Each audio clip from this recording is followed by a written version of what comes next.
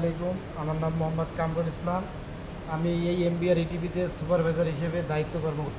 Supervisor হিসেবে আসো, তুমি তো তোমার অনেক কাজ থাকে, ইটিভি অপারেশনের দেখাশোনা করো, তুমি যে টেস্টগুলো পারো এই টেস্টের মধ্যে তুমি আমাকে আজকে এমএলএসএস টেস্টের একটু প্রসিডিউর জানাবা, বা এখানে কি কি মেশিনপাতিগুলো আছে, এই টেস্টটা কিভাবে করে তুমি একটা ডিটেলস বলবা, যাতে যারা এই ভিডিওটা দেখবে যাতে বুঝতে পারে ভিডিও থেকে যাতে একটা এমএলএসএস টেস্ট করতে গেলে কি কি বিষয়গুলো জানা প্রয়োজন। হ্যাঁ, আমাদের এমএলএসএস টেস্ট করতে গেলে প্রয়োজনীয় যে টুলস পাতিগুলো লাগে, যেমন আমাদের ইলেকট্রিক্যাল ব্যালেন্স, এরপর লাগে ভ্যাকুয়াম পাম্প, এরপর ফ্লাক্স, এরপরে প্রয়োজন হলো টং, এরপরে হোয়াইটম্যান ফিল্টার পেপার।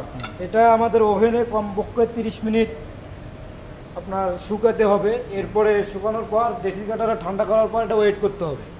ওয়েট করার পর আমাদের ইলেকট্রিক্যাল ব্যালেন্সে ফার্স্ট ওয়েট, এরপরে স্যাম্পল যতটুকু নেবো সেই পরিমাণে আবার ভ্যাকুয়াম সাকশন হওয়ার পরে এটাকে আমরা ওভেনে দেবো। হ্যাঁ, ভ্যাকুয়াম সাকশন হওয়ার পর এটা আমরা ওভেনে রাখবো। মালটা বের করে ঠান্ডা করানোর জন্য ডেসিকেটারের মধ্যে 30 মিনিট রাখবো। এরপরে ফার্স্ট ওয়েটের সাথে লাস্ট ওয়েট করবো এখানে ইলেকট্রিক্যাল ব্যালেন্সে। এরপরে কিছু সূত্র আছে, সূত্র দেখে ক্যালকুলেশন করতে হবে কত এমএলএসএস আছে।